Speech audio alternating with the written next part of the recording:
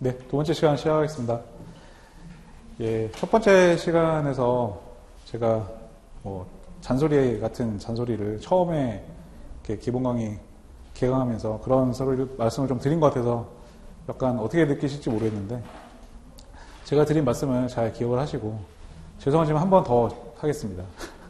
여기 지금 그 중간에 오신 분도 계시고 하니까 그 수험생활을 직장생활이라고 생각하시면 돼요. 예, 직장생활인데 정말 편한 직장생활.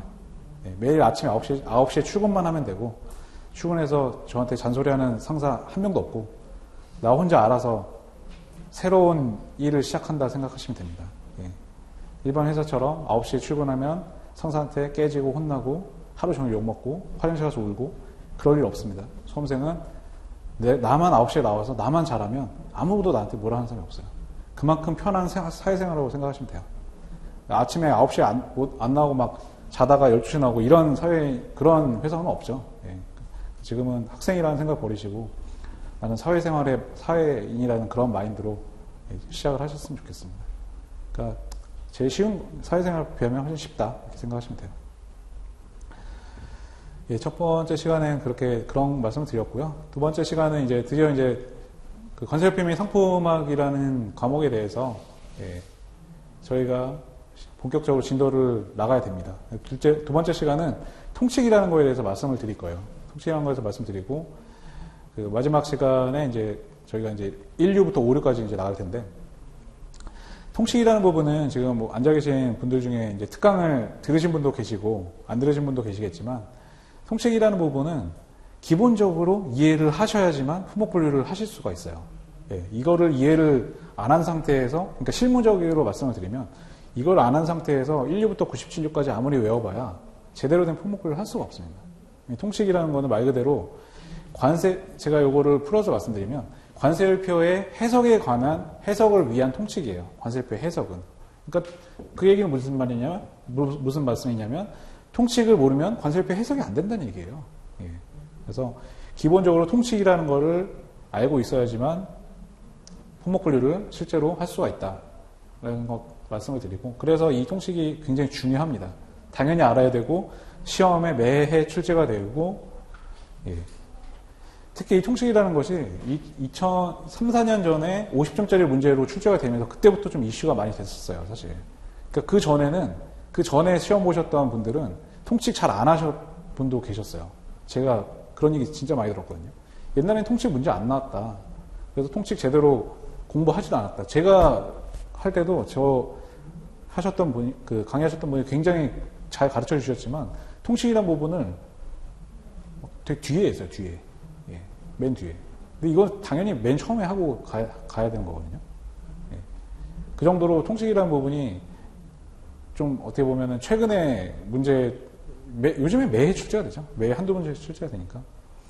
기본적으로 이해를 하셔야 되는 부분입니다. 근데 과목 속에는 제가 어떤 강사분들은 이런 거를 자세히 얘기를 하세요. 그런 배경이라든지 WTO에서 관세기구가 있었는데 관세협력이사회도 있고 이거는 수업 목적에 굳이 아실 필요 없기 때문에 예, 저는 시간이 좀 부족하다는 생각이 들어서 이 부분은 그냥 넘어가고 요거는 말씀드릴게요. 관세율표. 저희가 관세율표 및 상품학이잖아요. 근데 관세율표가 어디 있냐면 관세법이 있잖아요. 저희가 관세법을 배우죠. 관세법의 별표에 있어요. 별표. 예, 관세법의 그 별도의 표라고 생각하시면 돼요. 별도의 표. 별표라는 게. 그래서 이 관세율표라는 이 표현이 언제 제일 처음 나오냐면 관세법에서 보시면 관세법 50조에 지금 여기까지 아직 공부를 안 하셨을 텐데 관세법에서 그 관세율이라는 게 여러 가지 종류가 있거든요. 우리가 가장 기본적으로 알고 있는 기본세율, 잠정세율, 그런 것들이 있고, 우리가 요즘에 FTA 시대잖아요. FTA 협정세율, 예, 그런 것들이 있고, 그런 덤핑해서 수입되는 그런 물품에 대해서 국내 산업을 보호하기 위해서 덤핑 방지 관세율이라는 거 있죠. 그런 세율이 굉장히 여러 가지가 있습니다. 그래서 그 세율을 적용을 할 때, 세율을 적용하는 순서가 있어요.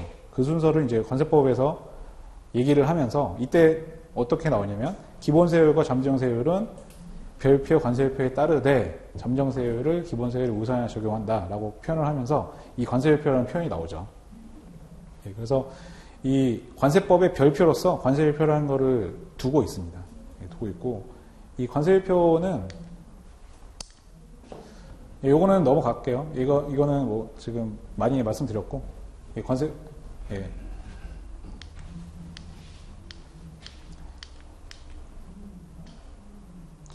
이건 좀 말씀드려야 되겠네요. 지금 뭐 처음 오신 분들도 해야 되니까. 일단 요걸 말씀드리고, 관세율표라는 거는 그래서 그 관세법의 별표로 돼서 그 1류부터 97류까지 6단위 기준으로 소호까지 쫙 있고, 그 다음에 그 해당 호의 용어들이 다 기재가 돼 있고, 그 전에 맨 처음에 나온 게 뭐라 그랬죠? 지금 저희가 공부할 통칙이 있고, 그 다음에 이제 주규정이 있고, 호의 해설이, 호의 용어가 있고, 그렇습니다.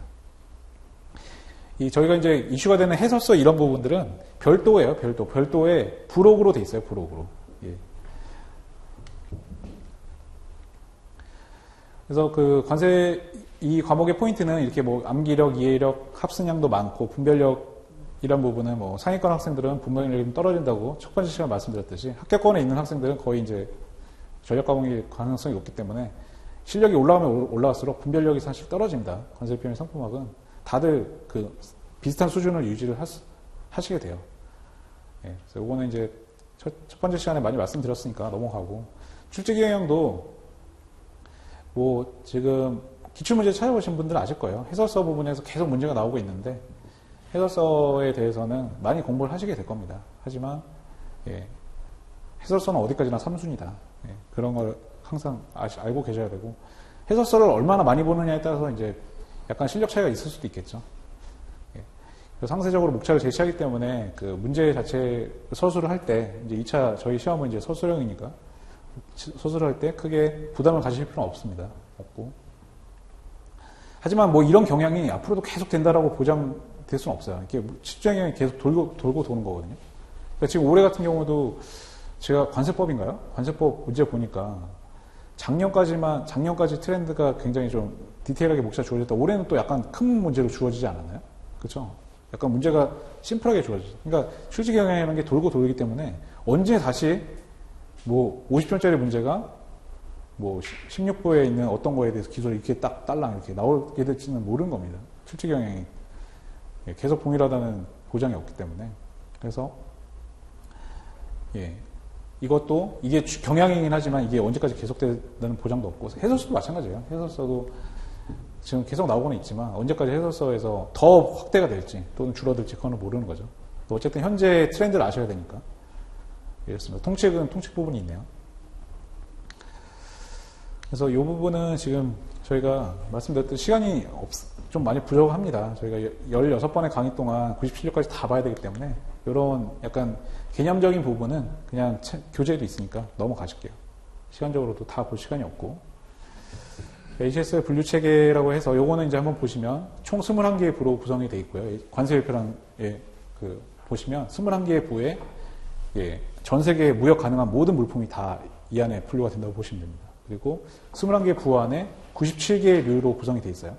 97개의 류로 구성되어 있고, 절이라는 거는 류 안에 있는 건데, 절이라는 것이 있는 류도 있고 없는 류도 있습니다. 말씀드렸듯이. 있을 수도 있고 없을 수도 있다. 크게 뭐 걱정하실 부분은 아니에요. 그러니까 저희는 이제 호죠. 4단위를 이제 호라고 하는데 이거를 이제 거의 다 암기를 하셔야 되기 때문에 이게 이제 많고요.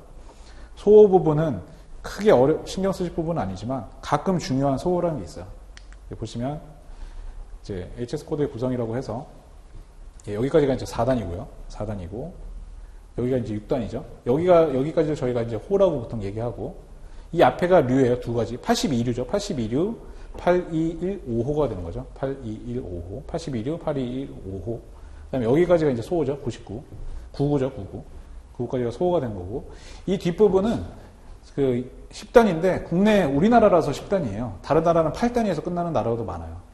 여기서 이제 국내 소호라고 했는데, 뭐 어떤 분은 부호 체계라고도 하고, HS의 정식 명칭이 통일상품명리 부호체계거든요.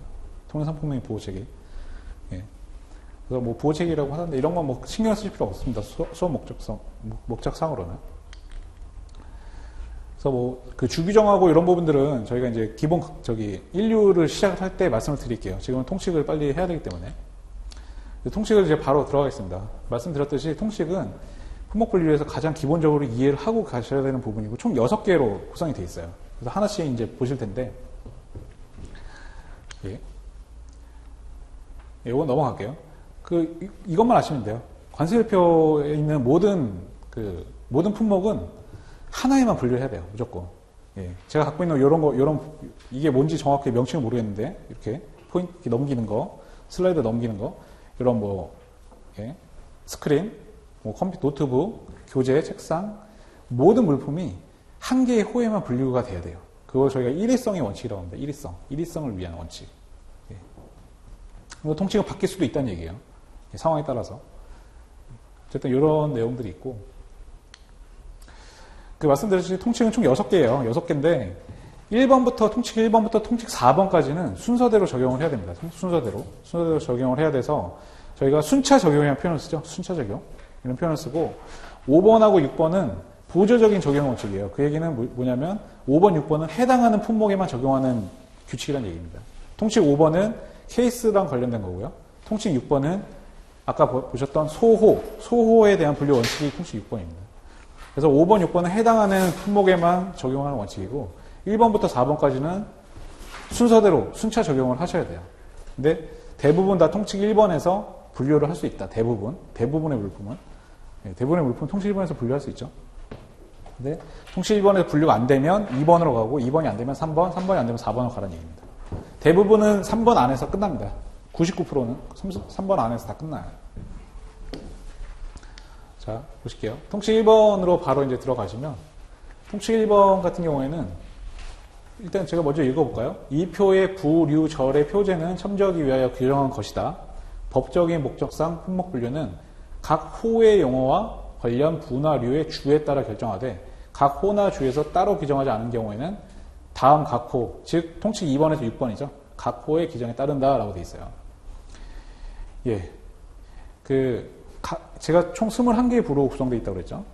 그리고 97개의 류로 되어 있고요. 그 다음에 류 안에 절이 있을 수도 있고 없을 수도 있다고 했는데, 거기마다 다 제목이 있어요, 제목. 여기서 말하는 표제가 제목이죠. 제목은 법적 효력이 없습니다. 이거는 그냥 단지 참조를 위해서 규정한 것 뿐이에요. 결국에는 그 호의 용어, 그 4단위가 호라고 했죠. 제가 82155. 그 호의 용어가 있죠. 그 호의 용어하고 주규정이라는 게 있습니다. 주규정이라는 건 이제 앞으로 계속 보실 텐데, 주규정이라는 건 한마디로 어떤 물품을 분류하기 위해서 부연 설명 같은 거예요. 부연 설명 같은 거. 예, 분류 기준. 그러니까 호의 용어만 딱 보고는 모든 물품을 다 분류할 수가 없습니다. 절대로. 그래서 어떤 약간 분류하기 애매한 품목이라든지 그런 거에 대해서 설명이라는 게 있습니다. 근데 그 설명을 저희가 이제 주규정이라고 보시면 되는데, 그 주규정하고 각 호마다 이제 용어가 있죠, 용어. 이거를 가장 최우선적으로 고려를 해야 된다는 게 통칭 1번이에요. 예. 그리고 대부분의 무역품들은 다른 통칭에 의존하지 않고서도 통칭 1번만으로 품목분류를 할 수 있습니다. 예. 예시를 보실게요, 예시를 보시면, 말이 있죠, 말. 예. 관세표에서 제일 먼저 나오는 호가 말입니다, 말. 살아있는 말. 제0101호예요. 그렇죠? 0101호. 01이면은 몇 류죠? 1류죠, 1류. 제1류에 가장 첫 번째 나오는 4단위 호가 0101이겠죠? 예, 0101. 1류에 제일 첫 번째 나오는 호, 0101호가 살아있는 말이에요. 예, 살아있는 말. 그렇기 때문에 이렇게 살아있는 말을 품목분류를 할 때 이 호의 용어에 살아있는 말이 저희가 이제 특계되어 있다는 표현을 씁니다. 앞으로 이제 계속 이제 수도 없이 들으실 텐데, 저희가 이 용어에 익숙해지시는 게 좋아요. 서술할 때도 그렇고. 예, 특계되어 있다는 표현을 저희가 씁니다. 0101호에 살아있는 말이 특계가 돼 있어요. 그렇기 때문에 살아있는 말이 만약에 무역에서 제시가 된다. 무역할 때 살아있는 말을 수입을 했어요. 그럼 이건 고민할 것도 없이 그냥 0101호예요. 예, 왜냐하면 호의 용어에 특계돼 있잖아요. 뭐에 의해서? 분류 기준이 뭐죠? 분류 기준이? 통칙 1이죠. 통칙 1. 네, 통칙 1에 의해서, 통칙 1 중에서도 호의 용어죠. 호의 용어에 의해서 0101호에 분류한다. 라는 것이 있고요. 그 다음에 요거를 한번 보시면, 이게 냉장 사과네요. 그냥 사과도 아니고. 예, 그렇죠. 사과도 뭐, 냉장한 게 있고, 냉동한 게 있고, 건조한 게 있고, 막 여러 가지가 있을 수 있잖아요. 냉장 사과를 어떻게 분류할까요? 그 8류에 보시면 086잖아요. 086가 이제 그 과실이 분류되는 건데 085의 용어에 보시면 신선한 사과라고 돼 있어요. 신선한 사과. 실제로 이제 교재에 보시면 신선한 사과라고 돼 있죠. 근데 이거는 신선한 거하고 냉장한 거하고 냉동한 거하고 다 달라요. 분류되는 기준이. 근데 냉장한 거는 어떻게 분류하냐면 제가 아까 그 앞에서 말씀드렸던 주규정이라는 게 있습니다. 8류에 제 8류에 보시면 주규정에서 이런 내용이 있어요. 냉장한 과일은 신선한 과일과 일치하는 동일한 호에 분류한다라고 규정을 하고 있어요. 그렇기 때문에 이 주규정에 의해서 냉장한 사과 같은 경우는 신선한 사과가 분류되는 0808호에 같이 분류를 하는 거죠. 예. 그래서 이런 경우에는 호의 용어만 봐서는 분류하기가 어렵죠. 그렇죠? 호의 용어에 냉장한 사과라는 호의 용어가 없어요. 그래서 이런 경우에는 주규정이랑 같이 보셔야 되는 거죠. 어쨌든 이것도 분류 기준이 뭐죠? 예, 통치 1이죠. 통치 1. 통치 1인데 요거는 호의 용어만 보고 분류 가능한 거고 요거는 주규정이라는 거하고 호의 용어하고 같이 봐야지 분류가 가능한 거죠. 이게 통치 1입니다. 그래서 뭐 통치 1은 워낙 쉽기 때문에 그냥 가장 기본적인 거라고 생각하시면 돼요. 호의 용어하고 주의 규정에 따라서 분류하는 것이 가장 먼저 고려해야 될 규칙이라고 생각하시면 됩니다. 이건 넘어갈게요. 이건 제가 실무적으로 이제 최근에 했던 사례인데, 분류한 사례인데, 이것도 시간 관계상 넘어가고. 통치 2번으로 바로 가실게요. 통치 2번. 통치 2번은 올해 기출문제예요. 올해 기출문제. 예, 올해 그 자동차랑 관련된 그 2차 시험에서, 2차 문제에 이 통치 2의 가가 출제가 됐어요. 예. 통치 2번은 어떤 규칙이냐면요. 기본적으로, 여기 제목이 있죠. 불완전, 분해, 물품 등이라고 되어 있네요. 등. 불완전, 분해, 물품 등의 분류 원칙이라고 해서 가하고 통치 2는 가하고 나로 구분이 되어 있어요. 가를 먼저 보실게요. 가는 불완전, 분해, 물품 등의 이게 가죠. 가. 죄송합니다. 예. 불완전, 분해, 물품 등의 분류 원칙은 통치 2의 가예요. 가. 읽어보면 각 호에 열거된 물품에는 불완전한 물품이나 미완성된 물품이 제시된 상태에서 완전한 물품이나 완성된 물품의 본질적인 특성을 지니고 있으면 그 불완전한 물품이나 미완성된 물품이 포함되는 것으로 본다. 또한 각 호에 열거된 제품에는 조립되지 않거나 분해된 상태로 제시된 물품도 완전한 물품이나 완성된 물품에 포함되는 것으로 본다라고 돼 있죠. 여기서 이제 본질적인 특성 이런 표현들이 앞으로 많이 보실 표현들이에요. 그래서 이런 표현들에 좀 익숙해 주셔야 되고 통치 2에 가는 제가 그냥 설명을 드릴게요. 예. 예를 들면 이 물품이 있습니다. 이 물품이. 이런 물품이 있어요. 이 물품이 어떤 호에 이제 분류를 해야 되는데 이 물품이 아쉽게도 이 버튼이 살짝 빠졌어요. 이 버튼이. 예. 이 버튼이 살짝 빠져 있는데 다른 건 다 갖추고 있습니다. 다른 거는 다 버튼은 없지만 이렇게 누르면 다 정상적으로 작동을 해요. 다. 그러면 어쨌든 완전한 물품은 아니잖아요. 그렇죠? 버튼이 살짝 이 빨간색 버튼이 살짝 빠져 있는 거예요. 완전한 물품은 아니죠. 불완전한 물품이죠. 불완전한 물품이긴 하지만 완전한 물품의 본질적인 특성, 예를 들면 이 제품의 본질적인 특성이 뭔가요? 이거 눌러가지고 이게 슬라이드 넘기는 거잖아요. 그렇죠?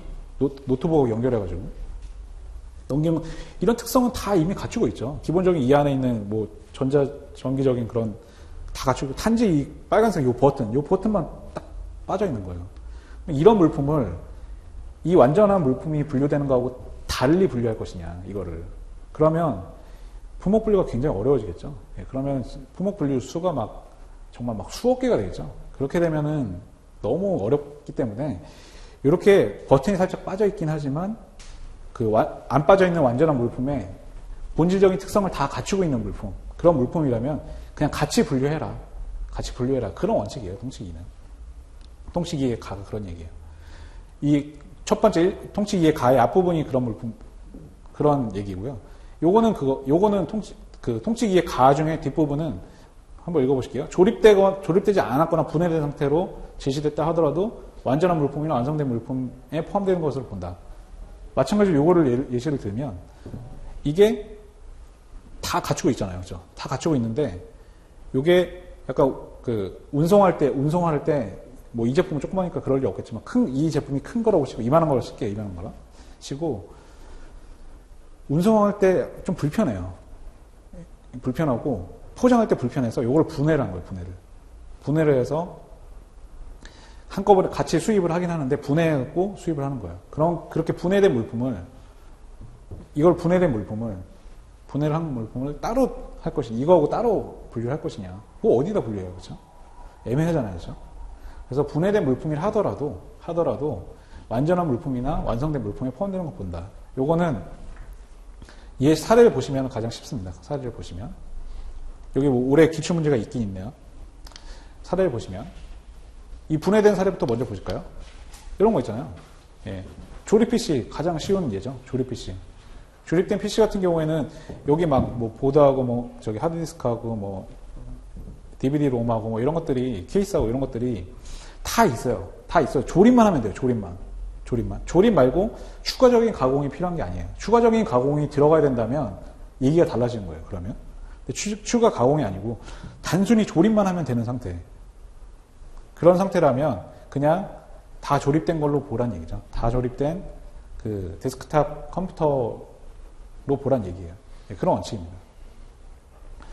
그리고 이제 위에 있는 그림도 있잖아요. 요게 이제 통칙, 아까 그 전에 했던 거, 불완전한 것들. 예를 들면, 자전거를 볼게요, 자전거. 자전거인데, 뭐가 없죠? 예, 여기 안장이 없잖아요, 안장. 그렇죠? 안장은 없지만, 자전거의 주요한 특성, 본질적인 특성이라고 하죠. 본질적인 특성을 다 갖추고 있잖아요, 그렇죠? 이거는 누가 봐도. 그렇죠? 페달도 있고, 체인도 다 정상적으로 걸려있고, 바퀴도 있고, 손잡이 핸들도 있고, 이거 브레이크도 있고, 다 있을 거예요. 단지 이 안장만 없어요. 근데 이거를 자전거의 특성을, 중요한 특성을 갖추고 있지 않다라고 보기는 어렵죠. 예, 자전거의 중요한 특성을 다 갖추고 있습니다. 그래서 이렇게 안장이 하나 없다고 해서 이거를 자전거가 분류되어 있는 호에 분류하지 않고 다른 호에 분류한다? 예, 그러면 이제 품목 분류가 어려워지는 거죠.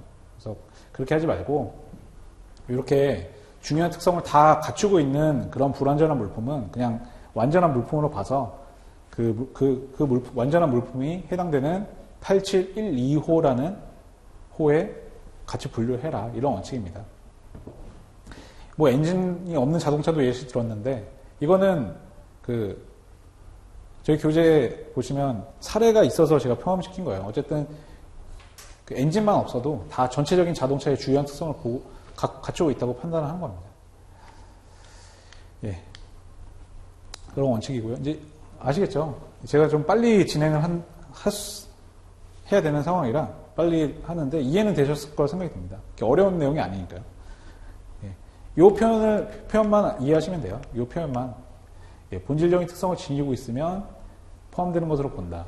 불완전한 물품이라 하더라도 조립되거나 분해된 상태라 하더라도 예. 단순히 조립만 하면 되는 상태라고 한다면 그러면 완전한 물품이 포함되는 호에 분류한다는 얘기입니다. 근데 여기서 주의할 거는 말씀드렸듯이 조립이 아니라 조립에서 더 추가적인 뭔가 가공이 돼야지 완전한 물품이 되는 상태라면 그러면 이 원칙이 적용이 안 되겠죠. 그렇죠? 단순히 조립만 하면 되는 상태의 물품. 자, 요거는 저희가 진도를 나가면서 말씀을 드릴게요. 예, 반가부품 관련된 거는 진도를 나가면서 말씀을 드리고.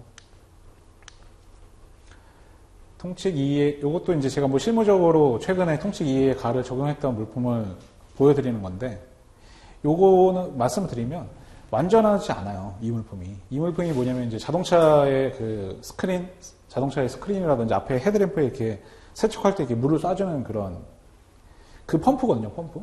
물을 쏴주는 펌프인데, 여기 플라스틱 통에 이제 그 세정액이 들어가는 거고요. 이 호스를 따라서 그 물품을 쏴주는 거예요. 근데 이 물품이 몇 개가 부품이 빠져 있어요. 완전하진 않아요.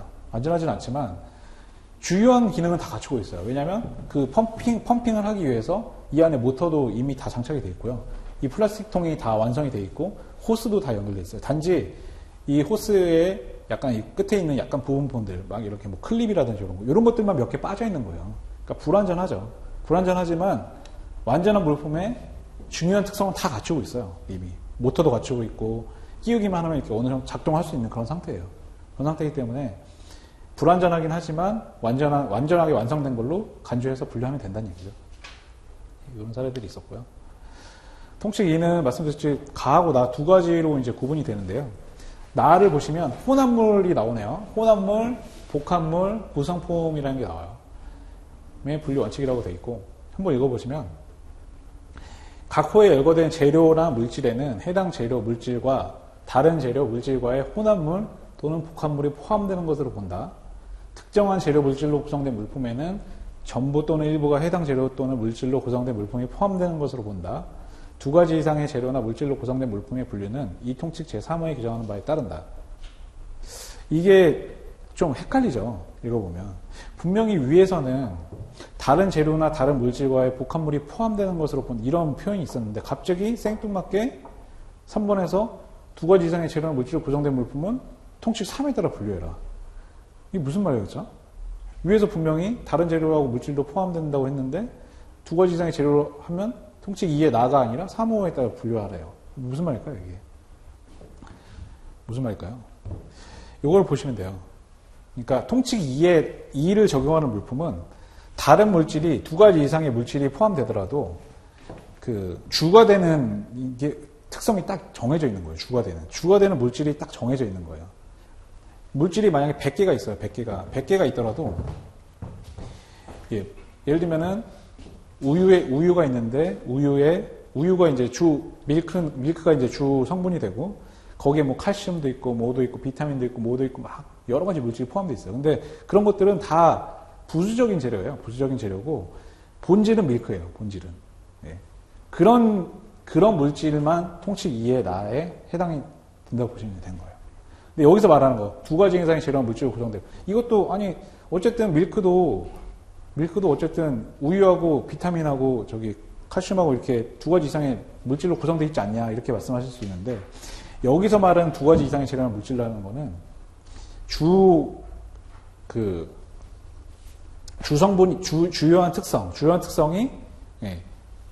주요한 특성이 유지되는 게 아니고 두 가지 이상의 재료나 물질이 섞임으로 인해서 여러 가지 성격을 갖는 물품. 그래서 이쪽에도 분류할 수도 있고 저쪽에도 분류할 수 있고 그렇게 된 물품. 그런 물품을 말하는 거예요. 여기서 말하는 거는. 그렇죠? 통칙 2하고 3이 약간 통칙 2에 나하고 통칙 3을 하고 무슨 차이냐 이렇게 막 처음에 헷갈리실 수 있어요. 저도 되게 처음에 무슨 말일까? 저도 처음에 좀 고민했었고 근데 이제 그 주요한 성질 요거를 보시면 돼요. 주요한 성질 각 호에 특혜된 물품의 성질이 다른 재료 또는 물질의 추가 결합에도 변함없이 유지되어야 된다. 예. 이런 전제 조건이 있는 거예요. 통칙 2에 나는. 사례를 보시는 게 가장 빠르죠. 사례를 보시는 게 빠릅니다. 말씀드렸듯이 이런 통칙 2에 나는 이런 거예요. 우유가 있는데 우유는 0401호거든요. 0401호에 밀크와 크림이 분류가 되는데 이 우유는 이제 밀크에 분류하면 됩니다. 우유인데 우유에 칼슘이 들어갔어요. 분명히 두 가지 이상의 물질은 있죠. 하지만 칼슘이 첨가됐다고 해서 우유라는 본질적인 그 성격이 변하나요? 아니죠. 예. 우유라는 본질적인 성격은 그대로 유지하고 있잖아요. 단지 칼슘이 강화됐을 뿐이에요. 그렇죠? 칼슘이 강화됐을 뿐이지 우유라는 밀크라는 이 본질적인 성격은 그대로 유지를 하고 있습니다. 그래서 이런 경우에는 그냥 칼슘이 강화됐다 하더라도 0401호로 그냥 봐라 이런 얘기입니다. 그러니까 통칙 2의 앞에하고 좀 비슷하죠. 앞에는 뭐였죠? 앞에는 불완전한 거는 완전한 걸로 봐라라는 얘기고 통칙 2의 나는 어떤 물질에 다른 물질이 살짝 섞여 있더라 하더라도 그냥 그 물질로 봐라 이런 얘기입니다. 결국에는 이제 통칙 2 같은 경우에는 품목 분류의 편의성을 위한 원칙이라고 보시면 돼요. 편의. 이 칼슘이 약간 포함됐다고 해서 이거를 다 분류를 3번을 다 따로 잡으면 얼마나 무한정 많아지잖아요. 물품이 무한정. 셀 수 없이 많아지잖아요. 그러면 무역을 하기 어렵겠죠. 그래서 그렇게 하지 말고 이렇게 중요한 특성이 변하지 않으면 다른 물질이 섞인다 하더라도 해당 물질로 그냥 보라는 얘기입니다. 이제 이런 게 있어요. 보시면 가죽 벨트잖아요. 가죽 벨트인데 가죽 벨트에 가죽만 있는 게 아니잖아요. 그렇죠? 금속으로 된 버클도 이렇게 포함되어 있잖아요. 그렇죠? 제가 차고 있는 벨트 마찬가지로 가죽이랑 금속이 포함되어 있는데 금속이 포함되어 있다고 해서 이 42025의 피혁 제품이 분류되잖아요. 제420의 피혁 제품. 이 가죽 벨트는 제420호의 피혁 제품으로 분류가 돼요. 실제로 가죽 벨트는. 그런데 이 가죽 벨트에 가죽 말고 저 철강으로 된 버클이 포함되어 있다는 저 이유 때문에 야 이거 4205 피혁 제품 아니잖아. 다른 물질 있잖아. 다른 물질. 이렇게 따지고 들면 그러면 이제 품목 분류를 할 수 없다는 거죠. 그렇게 따지지 말고 금속으로 된 다른 재료나 물질이 포함이 돼 있긴 하지만 전체적으로 봤을 때는 가죽 피혁 제품이라는 본질적인 특성을 유지하고 있지 않느냐. 그래서 그냥 가죽 벨트에 분류해라. 이게 여기에 이제 버클이 이제 철강이 아니고 플라스틱으로 돼 있다. 예를 들어서 또는 뭐 섬유로 돼 있다라고 하더라도 본질 자체는 본질적인 여기 있잖아요. 그렇죠? 그 특혜된 물품의 성질, 그러니까 피혁 제품이라는 그 성질이 그 철강 버클, 그 금속 버클이라는 다른 물질이 추가나 결합했다 하더라도 피혁 제품이라는 그 가죽 벨트라는 성질이 그대로 유지하고 있잖아요. 그렇죠? 바뀐 게 없잖아요. 그렇죠? 그럴 경우에는 그냥 같이 분류해라. 이런 원칙입니다. 제가 설명이 잘 하는 편인가? 이해가 되셨을 거라 생각이 들어요. 근데 저는 솔직히 제가 배울 때는 이렇게 좀 설명을 쉽게 잘 안 해주셨던 것 같은데. 죄송합니다. 예. 통치 이해에 나는 그런 원칙입니다. 그래서 이렇게 혼합이 돼 있다 하더라도, 혼합물이라도 복합물이라 하더라도 중요한 그 특성이 그대로 유지하면 그 중요한 특성을 갖추는 원래 그 제품에 그대로 같이 분류해라. 이런 원칙입니다. 요거는 이제 넘어가실게요. 요거는 그 제가 각 류를 보면서 말씀드릴 거고. 통칙 3을 보실게요. 제가 두 번째 시간에 통칙을 다 끝내려고 했는데 조금 어렵겠네요. 통칙 3이 워낙 내용이 많기 때문에 통칙 3까지만 이번 시간에 끝내고 마지막 시간에 통칙 나머지 부분을 하고 그 다음에 1류부터 이제 보도록 하겠습니다. 통칙 3의 가를 보시면 뭐 이미 보셨던 분들은 복습하신다고 생각하시고 들으시고요. 처음 보신 분들은 이해를 잘 하시는 게 좋아요. 통칙 2를 제가 설명을 드릴 때 말씀을 드린 바와 같이 통칙 2하고 3은 약간 헷갈릴 수 있어요. 통칙 3은 기본적으로 어떤 물품이 있는데 이런 물품이 있는데 이 물품을 둘 이상의 호로 분류할 수 있는 물품이어야 돼요. 그래야지만 통칙 3은 적용이 가능한 거예요. 통칙 3에. 그 두 가지 이상의 호에 분류될 수 있는 그런 원인은 여러 가지 원인이 있습니다. 예를 들면 이제 호의 용어를 봤을 때 예시가 제일 낫죠. 보시면 저는 포크가 있어요. 포크가. 근데 제73235에 식탁용 제품이라는 호의 용어가 있고요. 8215호에 포크라는 호의 용어가 있어요. 근데 둘 다 틀린 말이 아니잖아요. 그렇죠? 둘 다. 분명히 포크면 식탁용 제품에도 해당이 되잖아요. 그렇죠? 그리고 8215의 포크는 뭐 당연히 맞는 거고. 이렇게 두 가지 이상의 호에 분류되는 물품들이 생각보다 굉장히 많습니다. 예. 이것도 보시면 73265에 이게 이제 뭐 저기 플라이어라고 하는데 73265에 보면 철강 제품이 있고요. 82035에 플라이어라는 게 딱 있어요. 뭐 둘 다 이거 철강 제품 맞잖아요. 그렇죠? 둘 다 분류가 가능하죠. 그래서 어떤 사람은 이거 73265야 이렇게 주장할 수 있을지도 모르겠어요. 근데 이런 경우에는 통칙 3을 적용하라는 얘기입니다. 두 가지 호에 분류가 가능한 호 제품들. 예. 이럴 경우에는 통칙 3을 적용을 해야 된다. 자, 통칙 3은 통칙 2는 가하고 나로 분류되어 있고요. 통칙 3은 가나 다까지 있습니다. 가나 다까지. 근데 양이 많고 암기할 것도 많아요. 하나씩 보시면 통칙 3의 의의를 먼저 보실게요. 이 통칙 제2호의 나목이나 그 밖의 다른 이유로 동일한 물품이 둘 이상의 호로 분류되는 것으로 볼 수 있는 경우의 품목 분류는 다음 항목 가나다에서 규정하는 바에 따른다. 라고 됐고 통칙 3의 가나다는 순차적으로 적용되어야 된다. 이 표현이 되게 중요해요. 통칙 3은 가나다를 순서대로 적용을 해야 됩니다. 순서대로. 나부터 적용하지 말라는 말씀이에요. 무조건 가부터 해보고 가로 안 되면 나로 가고 나가 안 되면 다시 다로. 이렇게 첫 번째 가를 보시면 협의 품목 우선 분류 원칙이에요. 협의 품목. 협의가 이제 좁은 의미란 뜻이죠. 예. 가장 구체적으로 표현된 호가 일반적으로 표현된 호에 우선한다라는 거죠. 이 설명보다는 예시를 보실게요. 방금 보셨던 제가 아까 말씀드렸던 포크를 볼 때 하나는 식탁용 제품이고 하나는 포크잖아요. 뭐가 더 협인가요? 포크가 당연히 협이죠. 포크가 훨씬 구체적인 표현이잖아요. 그럴 경우에는 통칙 3의 가에 의해서 제8215호에 분류를 하라는 얘기입니다. 플라이어도 마찬가지죠. 예, 플라이어도 73265의 철강 제품보다는 플라이어라는 훨씬 구체적으로 딱 표현된 호가 있잖아요. 이런 경우에는 둘 다 분류하는 가능하죠. 이쪽에도 분류 가능해요. 틀린 말이 아니잖아요. 철강 제품이니까. 하지만 일위성의 분류원칙이라고 했죠. 제가 어떤 제품이든 어떤 물품이든 하나의 호에만 분류를 해야 됩니다. 그렇기 때문에 732 이렇게 분류하면 틀린 거예요. 틀린 거고 제8203호에 분류를 해야 됩니다. 예. 어떤 사람이 이렇게 얘기할 수 있겠죠. 아니 이거 7326호도 틀린 말이 아닌데 내가 관세율을 따져보니까 7326호는 0%예요. 내가 플라이어를 수입을 하는데 수입자 입장에서는 1로 분류하고 싶겠죠. 이거는 만약에 세율이 20%고 요거는 세율이 0%예요. 0%입니다. 그러면 수입자 입장에서는 당연히 0%를 하고 싶죠. 관세 안 내니까. 그럼 7326호도 맞는 말이지 않냐 이렇게 주장할 수 있잖아요. 그렇게 주장하는 사람들 때문에 이런 규칙이 있는 거예요. 그렇게 주장하는 사람 때문에. 그렇게 하면 이게 어떤 사람은 1로 하고 어떤 사람은 1로 하고 이러면 이제 굉장히 많은 문제가 발생을 하겠죠. 그래서 일위성의 분류 원칙이기 때문에 무조건 하나에만 분류를 해야 되고 그 하나에 분류하는 원칙이 구체적으로 표현된 후에 분류를 해야 됩니다. 그래서 억울하지만 관세 20% 내야 되지만 1로 분류할 수밖에 없는 겁니다. 예. 그래서 이런 것 때문에 실무적으로 많이 문제가 발생이 됩니다.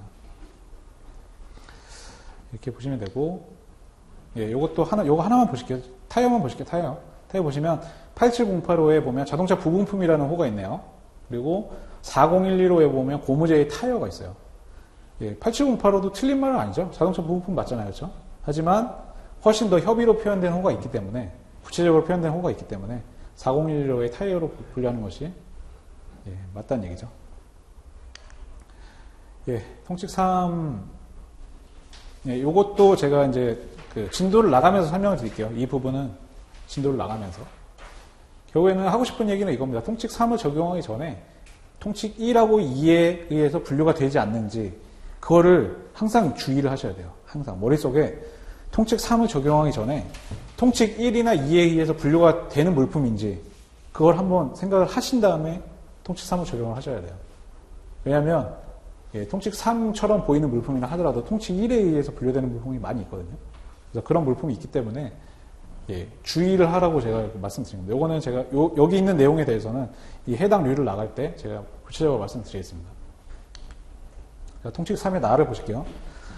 통칙 3의 나는 제가 말씀드렸듯이 통칙 3은 순차 적용 원칙입니다. 그래서 가를 따져봤는데 좀 더 구체적으로 표현되는 호가 없어요. 그러면 분류할 수 없잖아요. 그렇죠? 그럴 경우에는 나로 넘어가야 돼요.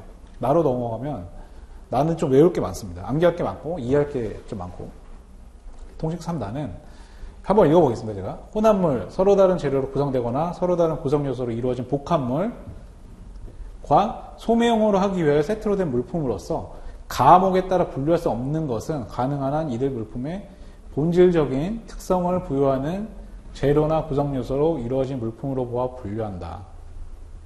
말씀드렸듯이 본질적인 특성이라는 표현이 또 나왔어요. 본질적인 특성이라는 표현이 제가 계속 나올 거라고 말씀드렸죠. 가목에 따라서 분류할 수 없는 물품 같은 경우는 쉽게 얘기하면 통칙 3에 나는 구체적으로 표현된 호가 없습니다. 둘 이상의 호가 있는데 구체적으로 표현된 호가 없어요. 그러면은 어떤 호가 본질적인 특성을 더 갖고 있느냐 그거에 따라 분류하라는 얘기예요. 예. 그렇게 이제 쉽게 얘기하면 그렇게 한 거고 좀 구체적으로 들여다보면 통칙 3의 나를 적용할 수 있는 물품은 크게 네 가지로 구분이 됩니다. 혼합물, 상이한 재료로 구성된 복합물, 상이한 구성 요소로 구성된 복합물, 소명 세트로 포장된 물품이 네 가지가 있어요. 보시면 약간 비슷비슷하잖아요. 그렇죠? 비슷비슷한데 혼합물하고 복합물하고는 개념이 약간 달라요. 이거 뭐 사전적인 의미까지 저희가 보고 그럴 필요는 없지만 쉽게 얘기하면 혼합물은 좀 이렇게 뭐라 그럴까 정말 그냥 뭐 콩하고 쌀하고 보리하고 섞인 거 이런 거 혼합물이라 쉽게 그런 거 혼합물이라 생각하시면 되고 복합물은 기계인데 여러 개 기계가 붙어 있어요. 그런 거 그러니까 그냥 개념적으로 그렇게 이해하시면 돼요. 그냥 그 정도 생각하시면 되고 어쨌든 요 네 가지가 통칙 3 나를 적용할 수 있는 물품이 된다. 요 네 가지는 암기를 하셔야 되고요. 여기서 또 암기를 하셔야 될 부분이 본질적인 특성에 따라서 분류를 한다고 했잖아요. 본질적인 특성이 사실 되게 막연하죠. 어떤 게 본질적 특성이냐. 막연한데 그 본질적 특성을 따질 때 요 6가지를 고려할 요소라고 규정을 하고 있습니다. 뭐가 있냐면 그 재료나 구성 요소의 성질이라든지 용적이 부피입니다. 부피, 수량, 중량, 가격, 구성물질의 역할 6가지가 있어요. 이 6가지를 따져서 본질적인 특성을 결정하는 얘기예요. 제가 뭐 그 특강을 들으신 분들한테는 말씀을 드렸지만 저는 그 아무리 손발이 오그라들어도 말도 안 되는 암기식 다 말씀드릴 거예요. 다. 최대한 도움이 돼야 되니까. 왜냐면 제가 그 말도 안 되는 암기식이라고 하더라도 제가 그 암기식을 만들어내기 위해서 많은 시간과 노력이 필요했거든요. 그러니까 그거를 다 그 말씀을 드릴 테니까 그 얼마나 본인이 채용해서 사용하실지는 결정하시면 됩니다. 스스로. 그래서 이런 경우도 제가 암기식이 있어요. 성질이고 용적이고 수량이고 중량 가격 역할이잖아요. 성용 수중 가구 이렇게 외우면 됩니다. 성용 수중 가구 앞글자만 따서 성용 수중 가구 이렇게 외우면 돼요. 다른 강사분들도 이거 똑같이 하시더라고요. 성용 수중 가구 이렇게 외우시면 됩니다. 예. 일단 이렇게 보시고 네. 그리고 또 소매용 세트를 위해 포장된 물품이 그 통칙 3나를 적용하는 물품 마지막이잖아요. 이 소매용 세트로 포장된 물품은 조건이 있어요. 세 가지 조건이 있어요. 조건이 뭐냐면 첫 번째 조건이 서로 다른 호에 분류될 수 있을 적어도 둘 이상의 상이한 물품으로 구성되어 있어야 한다. 예. 이건 무슨 말일까요? 예, 세트라는 건 어쨌든 뭐 여러 개가 같이 있다는 얘기잖아요. 같이 구성되어 있다는 얘기잖아요. 근데 각각 구성되어 있는 각각의 요소들이 최소한 둘 이상의 호에 분류가 돼야 돼요. 무슨 얘기냐면 6개의 포크로 구성된 포크 세트는 여기서 통칙 3에서 말하는 세트가 아닌 거예요. 통칙 3에서 말하는. 통칙 3나에서 말하는 세트는 포크가 10개가 됐건 20개가 됐건 호가 하나잖아요. 호가 하나. 그러니까 호가 하나로 된 거는 아무리 많이 있어도 그건 세트가 아닌 거예요. 통칙 3에서 말하는 세트는 아닌 거예요. 통칙 3나에서 말하는 세트는 최소한 2개 이상의 호로 분류되는 물품이 조합이 되어 있어야 돼요. 그렇죠? 그게 이제 첫 번째 조건이고요. 두 번째 조건은 어떤 요구를 충족시키기 위해서 또는 어떤 특정의 활동을 행하기 위해서 함께 조합한 제품이나 물품으로 구성되어 있어야 한다. 이 얘기는 뭐냐면 어떤 제품이 조합이 만약에 뭐 5개의 물품으로 구성되어 있는 세트예요. 세트인데 이 5개의 물품이 하나의 목적을 위해서 구성이 돼야 돼요. 하나의 목적을. 여기서 말하는 특정의 활동 또는 어떤 요구. 이게 이제 그 얘기거든요. 특정의 하나의 목적을 위해서 구성이 돼야 되지, 이 5개가 다 따로 놀아, 얘는 이 목적을, 얘는 다 따로 놀아요. 그러면 여기서 말하는 소매형 세트가 아닌 거예요. 통칙 3나에서 말하는 소매형 세트가 아닌 거예요. 사례를 보시면 제일 쉬울 겁니다. 사례를 보실 건데, 어쨌든. 마지막 소매형 세트의, 통칙 3나의 소매형 세트의 조건이 뭐죠? 재포장이 없이 소비자에게 직접 판매하는 데 적합한 방법으로 조합한 것이어야 한다. 라는 조건이 있네요. 예, 그렇죠. 그러니까 제시된 그 자체만으로 판매할 수 있는 상태여야 된다는 얘기예요. 그렇죠? 제시된 자체만으로 뭔가 다시 포장을 해야 되고 포장을 해야지만 판매할 수 있는 그런 상태라면 그건 소명 세트에 해당되지 않아요. 통칙 3나에. 그리고 세 가지 조건이 있습니다. 이것도 뭐 요거는 암기식은 저 같은 경우는 따로 없는데 저 같은 경우는 이걸 따로 뭐 하진 않았어요. 저는. 근데 요거는 어떤 다른 강사분이 하신 암기식을 보면 제2구 이렇게 하시더라고요. 예. 그래서 저는 제가 개발한 암기식뿐만이 아니라 다른 강사나 다른 친구들이나 제가 알고 있는 모든 암기식을 다 말씀드릴 거예요. 제2구로 외우는데 제라는 건 제포장이고요. 제포장. 이라는 거는 이거예요. 서로 다른 호. 이종의 서로 다른 호. 이가 다를 이자거든요. 다를 이자. 예. 서로 다른 호. 제2. 예. 상이한 또는 이제 상이한 물품 할 때 2. 제2. 그리고 구라는 거는 구성이에요. 구성. 예. 뭐 어떤 요구를 충족시키기 위해서 특정 활동을 해서 구성돼야 된다. 할 때 9. 예. 요거는 뭐 암기식은 본인이 만드시면 됩니다. 제가 말씀드리는 게 마음에 안 드시면 본인이 직접 만드시는 게 어떻게 보면 본인이 직접 만드시는 게 더 이제 효과적으로 머릿속에 들어오실 수도 있겠죠. 어쨌든 제가 알고 있는 것들을 다 말씀을 드려야 되니까 그렇습니다. 그래서 이 부분도 이제 진도를 나오면서 말씀드리고요. 통칙 3나는 사례를 좀 보실게요. 사례. 예, 이런 제품이 있어요. 예, 칫솔이고 치약이 안에 들어있어요. 이런 제품들을 보셨는지 모르겠지만 어쨌든 치약이 이 안에 들어있고 칫솔이 연결이 돼가지고 여기서 이제 치약이 올라와서 이렇게 할 수 있는 그런 물품인데 치약하고 칫솔은 엄연히 다르겠죠. 보면, 예, 치약은 33069네요. 33069고, 칫솔은 96035예요. 그렇죠? 호가 다르잖아요. 그렇죠? 근데 이런 물품은 둘 다 분류가 가능하잖아요. 그렇죠? 어떤 사람은 이거 치약 아니야? 아니면 또 어떤 사람은 이건 칫솔이지. 이렇게 의견이 분분하잖아요. 그렇죠? 이럴 경우에 뭘로 해야 돼요? 통칙 3을 적용을 하는데, 통칙 3은 말씀드렸듯이 순차 적용이라고 말씀드렸죠. 순서대로 적용을 해야 돼요. 통칙 3의 가를 적용하려고 봤더니 협의로 표현된 게 있나요? 없잖아요. 그렇죠? 구체적으로 표현된 호가 있는 게 아니죠. 치약하고 칫솔은 동등하잖아요. 관계가. 동등한 거지 어떤 게 더 협의라고 볼 수가 없죠. 그럼 이런 경우에 통칙 3 나를 적용을 하는 거죠. 어떤 게 치약하고 칫솔 둘 중에 어떤 게 주 본질적인 특성이냐라고 보는 거예요. 그랬을 때 뭘 따진다? 예, 6가지 성령 수준 가구를 따지죠. 성질이라든지 수량이라든지 가격이라든지 여러 가지 따집니다. 그랬을 때 사실 주관적일 수밖에 없어요. 약간 사실 이거 뭐 치약이라고 할 수도 있지 않을까요? 치약이 칫솔보다 더 비싸. 가격, 성령 수준, 용적 부피도 치약이 칫솔보다 어떻게 보면 부피가 더 클 수 있잖아요. 그렇죠?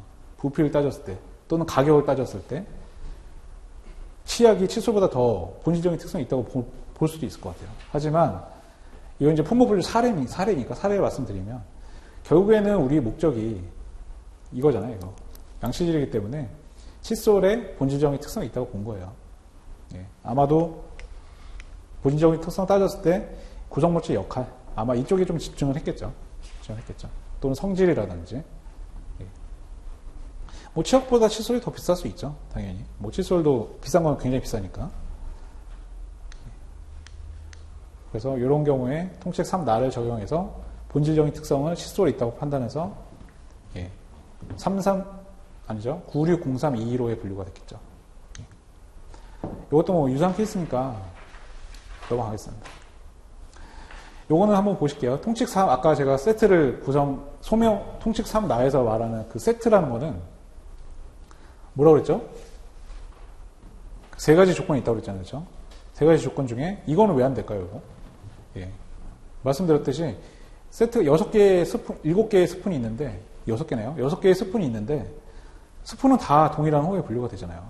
동일한 호에 분류되는 것끼리 세트를 하면은 통칙 3 나의 세트가 아니에요. 최소한 하나는 다른 거여야 돼요. 최소한 스푼 말고 다른 게 있었어야 돼요. 그래서 요거는 해당이 안 되죠. 그리고 이것도 보시면 예를 들면 제 끝에 있는 거 볼게요. 끝에 있는 거. 저 끝에 있는 게 보면은 3개로 구성이 돼 있죠. 하나는 위스키고 하나는 와인이고 하나는 유리컵인데 저 3개가 동일한 하나의 목적을 위해서 구성된 건가요? 그렇죠? 그렇게 술 마시기 위한 목적이냐? 이렇게 보면은 그렇게 말하면 뭐 그렇게 볼 수도 있겠는데 그렇게 보기가 어렵죠. 네, 위스키하고 그 와인은 엄연히 다른 종류의 술이잖아요. 그렇죠? 그래서 저런 거는 하나의 목적으로 구성되어 있다고 보지 않아요. 예를 들면 이런 걸 보시면 이건 이제 스파게티 세트잖아요. 스파게티 세트인데 면이고 소스고 뭐 치즈가루고 막 이렇게 소명으로 딱 포장이 돼 있어요. 이런 경우에는 명백하게 하나의 목적이죠. 하나의 목적. 스파게티를 만들기 위한 목적이잖아요. 그렇죠? 이런 경우에 하나의 목적으로 보는 것이지 이렇게 다 따로 놓는 것들 이런 경우는 예, 하나의 어떤 요구를 충족하기 위한 것이 아니기 때문에 통칙 3의 나를 적용하는 소명 세트라고 볼 수가 없습니다. 이렇게 보셨고 마지막으로 이제 통칙 3의 다를 보시면 통칙 3 다는 간단합니다. 통칙 3 가나 나를 적용했는데도 분류가 안 돼요. 뭐 이런 경우가 종종 있습니다. 제가 지금 실무적으로도 굉장히 큰 이슈가 하나 있는데 그게 지금 이거예요. 제가 지금 주장하고 있는 것이 지금 저는 요거를 주장을 해서 이제 하고 있는데 통칙 3의 가나 나를 통해서도 분류가 안 되면 분류 가능한 중에 마지막 호에 분류하라는 얘기입니다. 예, 마지막 호에. 그래서 통칙 3까지 이제 보셨는데요. 예, 통칙 3 나까지 보시면 사실 통칙 부분은 90% 끝난 거예요. 통칙 2번하고 3번이 제일 어렵기 때문에 2번하고 3번만 이해하셨으면 통칙의 80% 이상 끝났다고 보시면 됩니다. 잠깐 쉬었다가 예, 통칙 4번부터 6번까지는 제가 한 10분 내로 끝낼 거고요. 끝내고 바로 이제 1류부터 시작하도록 하겠습니다. 예, 수고하셨습니다. 쉴게요.